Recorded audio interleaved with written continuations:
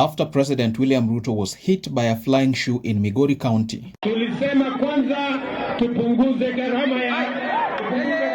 Now he has decided to deliver a stern warning to Dr. Fred Matiangi and his close associates, whom the president believes are promoting the must go slogan.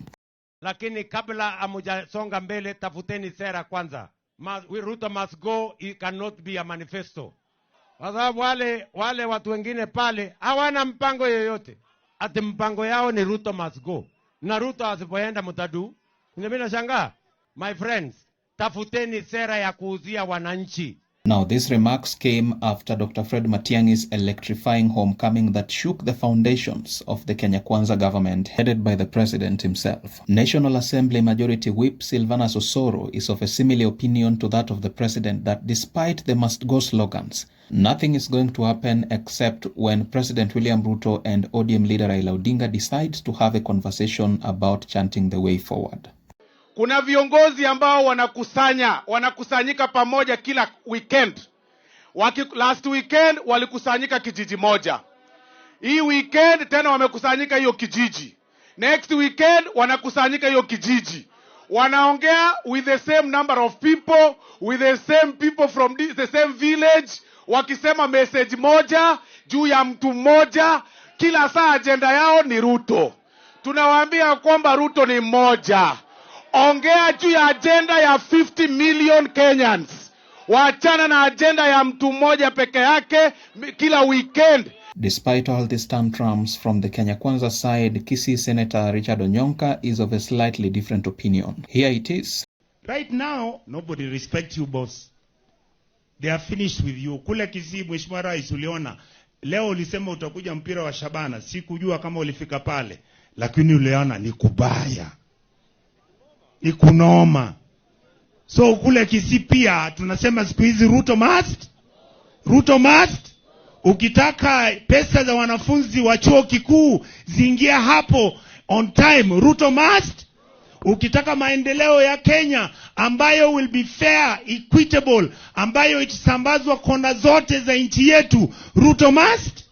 Ukitaka kuandika watu kazi ambao hutumii kabila lako, ambako hutumii pesa zako, lakini unampa mtu kazi kwa sababu amesoma na kujifunza na kabila lake si muhimu hasa ila akili yake, Ruto must.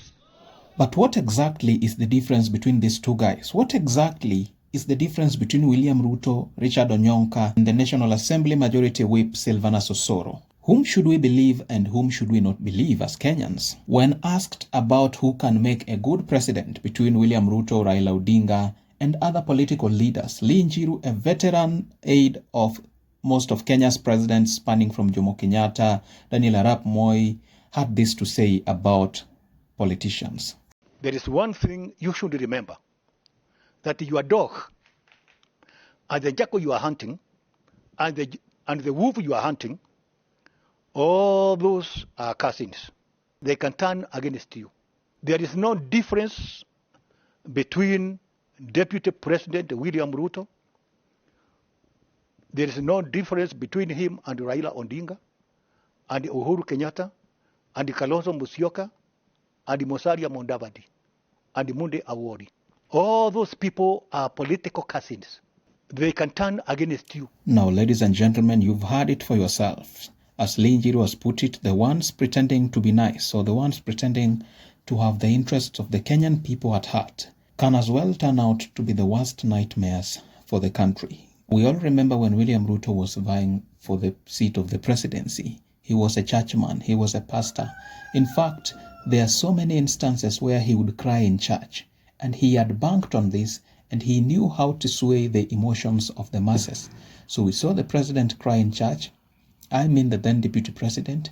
We saw him cry, we saw him carry the Bible. In fact, had there been an opportunity, he had even preached in church. And the country knew that this is the right man, this is the right guy to become president. And he told the country that unlike the retired president Uhuru Kenyatta, who is an alcoholic, and unlike his members of cabinet who are corrupt, his cabinet is going to be transparent, sober. His government is going to be sober because he's an alcoholic, and his deputy is going to be a man who does not take alcohol.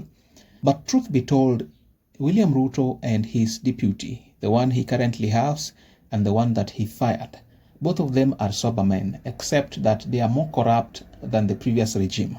So the country can no longer rely on the goodies that looks good outwardly, but inwardly are rotten to the core. This one now calls for vigilance and accountability in choosing the next caliber of leaders that are going to head the country as a nation.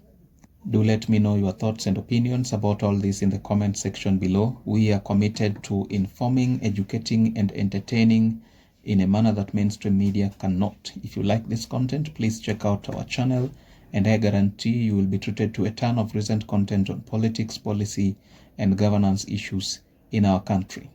Once again, we'd like to admonish you to like, subscribe, and hit the notification bell so that you can get more informative content such as this one. Alright guys, let us meet up in the video that's coming just right after this one.